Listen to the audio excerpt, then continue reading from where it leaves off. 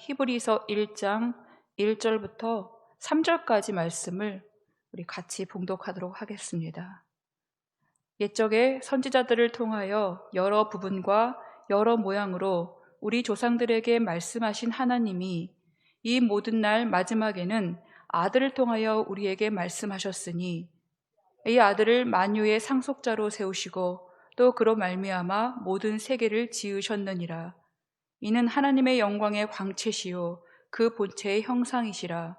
그의 능력의 말씀으로 만물을 붙드시며 죄를 정결하게 하는 일을 하시고 높은 곳에 계신 지극히 크신 이의 우편에 앉으셨느니라. 아멘. 건축을 해보신 분들은 아시겠지만 그 터가 얼마나 중요한지, 그 터 하나를 잡기 위해서 건물은 위에 층층이 쌓아 올리는 외관보다 그것을 떠받치는 기반에 거의 모든 시간을 들인다고 합니다. 시편 11편을 보시면 터가 무너지면 의인이 무엇을 하랴는 말씀이 있습니다. 그러니 믿음의 터 역시 그렇게나 중요한 것입니다. 여러분은 그리스도를 믿는 믿음에서 흔들리신 적이 있으십니까?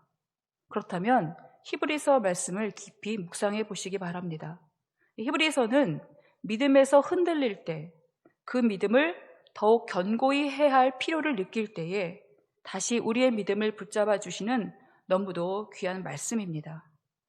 그만큼 히브리서는 예수님께서 어떤 분이신지, 얼마나 위대한 분이신지, 세상 모든 것을 다 준다고 해도 바꿀 수가 없는 그런 분이 바로 예수님이심을 노래하고 있습니다. 그러면서 이렇게까지 예수님을 강조하면서 되새기는 이유는 히브리서를 읽는 독자들이 어떤 극심한 어려움 속에서도 예수님을 믿는 그 믿음만큼은 저버려서는 안 된다는 것을 권면하고 경고하고 격려하기 위함입니다. 오늘은 히브리서 말씀을 묵상하기에 앞서서 대략적인 내용을 먼저 살펴보고자 합니다. 히브리서는 성경에서는 서신서로 분류됩니다. 그렇기 때문에 보내고 받는 사람이 있는 이 편지 형식을 취하고 있습니다. 그렇지만 이 내용과 전하는 방식을 보게 되면 흔들리는 믿음을 붙들어주면서 예수님만 바라보라고 강권하는 설교라고 할 수 있습니다. 그런 점에서 히브리서는 목회적 서신이라고도 볼 수가 있습니다. 히브리서 말씀을 더 잘 이해하려면 이 발신자와 수신자를 알고 또 시대적인 상황을 아는 것이 중요합니다. 발신자는 이 편지의 저자를 말합니다. 이 많은 학자들 사이에서 히브리서 저자에 대한 의견이 분분합니다. 그래도 복음 편지를 가장 많이 쓴 바울이 아니겠는가 해서 바울을 저자로 보는 이도 있고, 이 내용을 보시게 되면 유독 구약 제사에 대한 부유가 많이 나오고 또 바나바가 레위 족속이라는 점에서 바나바를 저자로 보는 이도 있습니다. 또는 이 시대나 또는 학식, 문체, 구성면에서 아볼로나 디모데로 보기도 하고 심지어는 베드로나 누가라고 말하는 사람도 있습니다. 그러나 헬라 교부 오리겐이 이렇게 정리합니다. 히브리서의 저자는 오직 하나님만 아신다. 그렇게 그가 일축해버린 것처럼 히브리서 저자는 구약에 능통한 사람으로 작자 미상으로 지금까지 전해져 오고 있습니다. 그렇다면 누가 썼든지 간에 하나님의 영감으로 쓰여진 이 성경을 받는 수신자가 누구인가, 그쪽으로 초점이 옮겨집니다. 이 편지 제목 그대로 보시면 히브리인들에게 보낸 편지입니다. 당시 히브리인들을 특징에 따라 구분해 볼 수가 있는데 한 세 부류로 구분해 본다면, 첫째로 유대 땅에서 태어난 정통 히브리인들이 있습니다. 이들은 나면서부터 유대교 안에서 태어나서 뼛속까지 유대교로 체질화된 사람들입니다. 우리도 그 집안 자체의 종교에서 태어나게 되면 그 집안 종교의 문화를 따르게 되는 것처럼 말입니다. 두 번째로 디아스포라 히브리인들을 말합니다. 환란이나 여러 가지 이유로 유대 땅을 떠나야 했던 디아스포라 유대인들.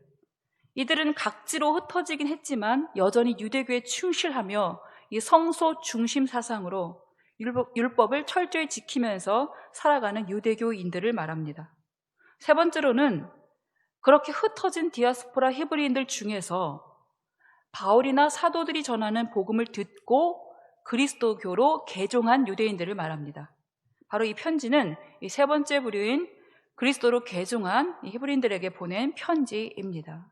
그렇다면 왜 이 편지가 그들에게 전해져야 했는가? 그 이유가 중요합니다.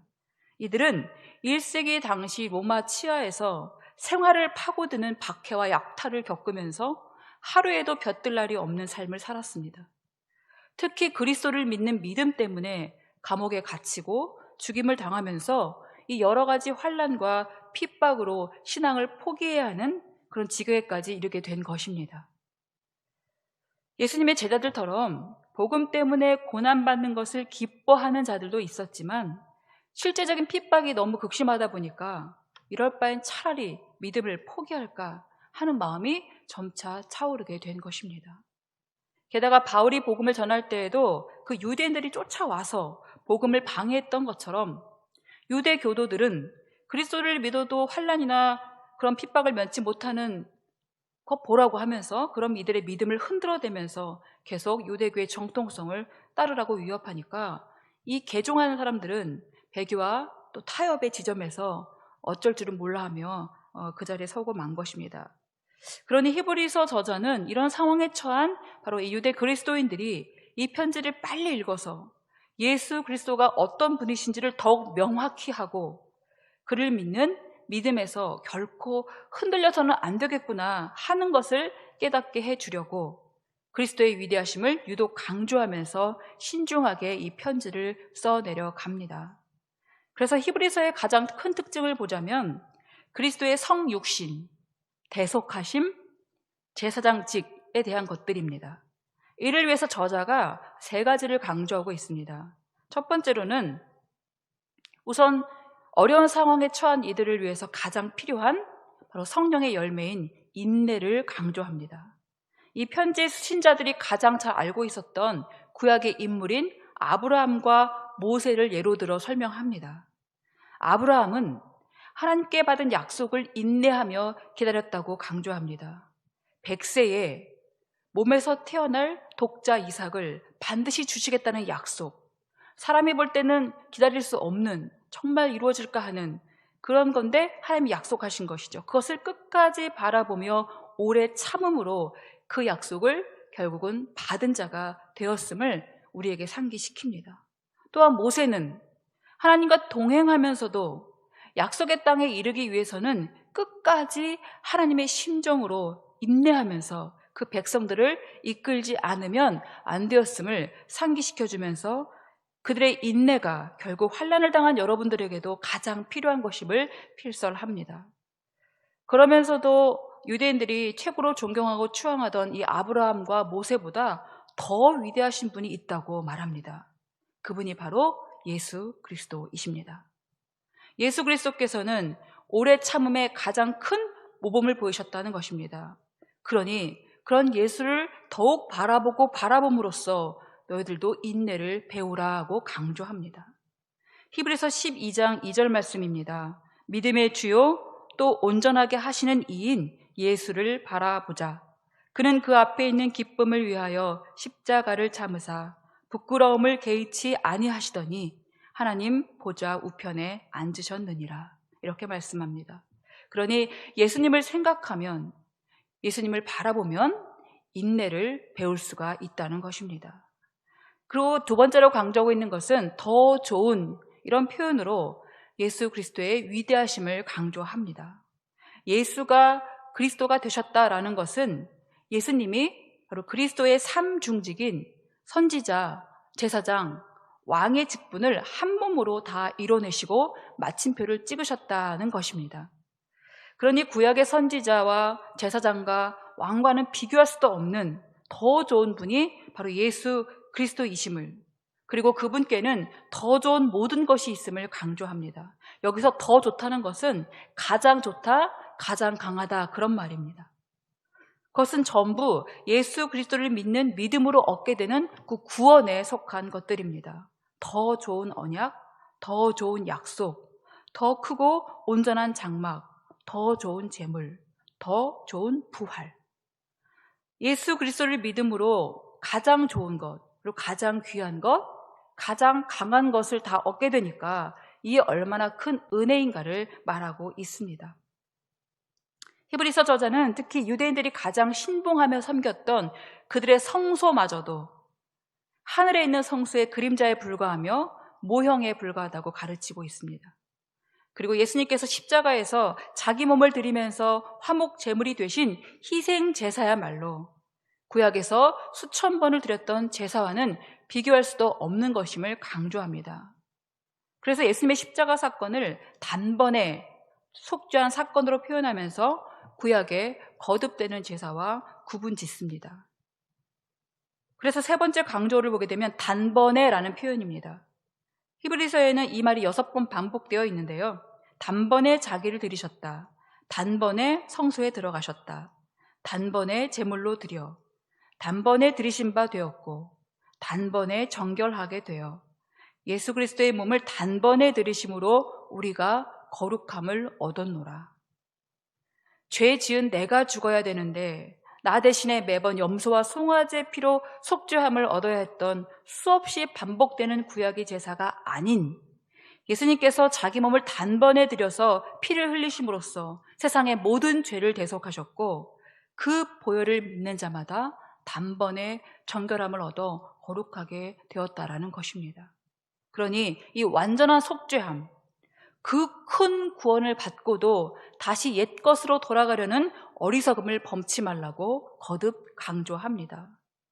이미 자유함을 얻은 자가 다시 죄의 종으로 매이는 것만큼 어리석은 일이 어디 있으며 그것은 하나님의 아들을 다시 십자가에 못 박아 드러내놓고 욕되게 하는 일이라고 성령을 욕되게 하는 것이기 때문에 그리스도를 저버린 자들이 받는 형벌이 얼마나 무거운지 그로 인한 엄청난 책임과 형벌이 얼마나 큰지도 경고하고 있습니다. 그러니 어떠한 상황에서도 우리를 위해 중보하시며 자기를 바라는 자들에게 구원을 온전히 이루시기 위해서 두 번째로 나타나실 예수 그리스도를 믿고 순종함으로 끝까지 이 믿음에서 떠나지 말고 믿음의 주요 온전케 하시는 이인 예수 그리스도를 바라보라고 격려합니다. 히브리서의 말씀은 그래서 어떤 어려움에 처해 있든지 모든 성도들이 믿음에서 떠나지 말 것을 경고하고 격려하면서 우리 삶의 방향을 세워주시는 주옥 같은 말씀들로 가득합니다. 우리도 때로는 예수 믿는 것 때문에 흔들릴 때가 많습니다. 당장의 피부로 겪는 핍박과 박해가 없다고 우리의 믿음이 견고한가 보면 꼭 그렇지만도 않습니다. 다른 사람이 볼 때는 아무 문제가 없어 보여도 이 생명의 근원되는 마음을 지키지 못해서 이리 흔들리고 저리 흔들리면서 믿음에 굳건히 서지 못할 때가 생각보다 많다는 것입니다. 이럴 때가 가장 힘들지 않습니까? 예수님 믿었지만 삶이 나아지지 않을 때, 예수님께 기도하면서 그래도 도와주시기를 간절히 바랬지만 매번 실패를 거듭할 때, 이럴 땐 정말 믿음에서 흔들리기 너무 쉽습니다. 그러는 중에 누군가가 예수 믿어도 별다를 게 없는데 뭐하러 믿냐고 그러면서 그 믿음의 의심의 표창을 자꾸 던지면서 우리의 연약한 믿음을 흔들어 댈 때, 그때 우리는 자꾸 현실의 처지를 더 보게 되면서 그때부터 그래, 이렇게 믿을 바에야 차라리 안 믿는 게 낫겠다고 이렇게도 귀한 예수님을 떠나버리는 것입니다. 그러나 거기에서 우리의 믿음을 흔들리는 대로 그대로 내버려 두어서는 안 됩니다. 히브리서 말씀처럼 예수님을 더 바라보아야 합니다. 표대가 예수님이 아니고 자꾸 내가 정한 어떤 것을 표대 삼고 세상이 말하는 그 어떤 것들을 표대 삼다 보니까 흔들리는 것입니다.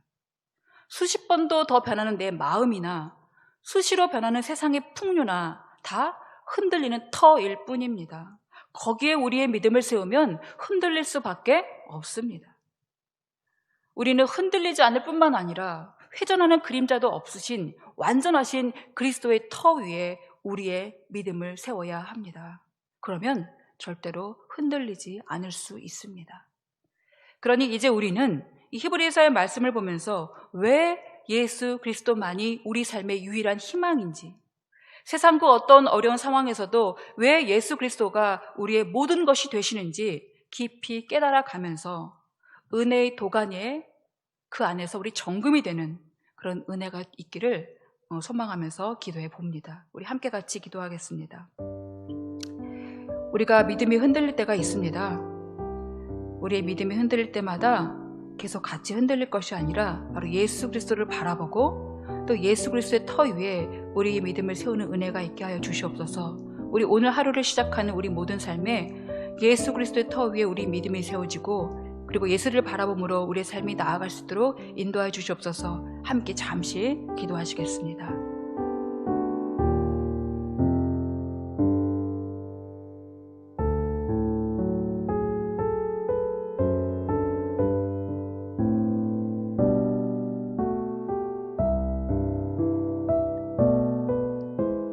주님, 우리가 그리스도의 든든한 터 위에 우리의 믿음을 세우게 하시고 삶의 폭풍이 몰아쳐서 믿음이 흔들릴 때마다 오직 예수 그리스도만 바라보며 새 힘을 얻게 하여 주옵소서. 잘못된 표대를 어서 정비하고 오직 주님께서 닦아놓으신 길로 달려갈 수 있는 우리가 되게 하여 주시옵소서. 오늘 우리를 흔들리는 곳에 우리의 믿음을 두지 않게 하여 주옵시고 흔들리지 않는 믿음의 길로 우리를 재촉하여 주셔서 우리의 삶이 주님 나라 이루는데 참여하고 협력하는 귀한 삶이 될 수 있도록 인도하여 주시옵소서. 모든 말씀 예수님의 이름으로 기도드립니다. 아멘. 다 함께 주기도문 하시겠습니다. 하늘에 계신 우리 아버지, 아버지의 이름을 거룩하게 하시며 아버지의 나라가 오게 하시며 아버지의 뜻이 하늘에서와 같이 땅에서도 이루어지게 하소서. 오늘 우리에게 일용할 양식을 주시고 우리가 우리에게 잘못한 사람을 용서하여 준 것 같이 우리 죄를 용서하여 주시고 우리를 시험에 빠지지 않게 하시고 악에서 구하소서. 나라와 권능과 영광이 영원히 아버지의 것입니다. 아멘.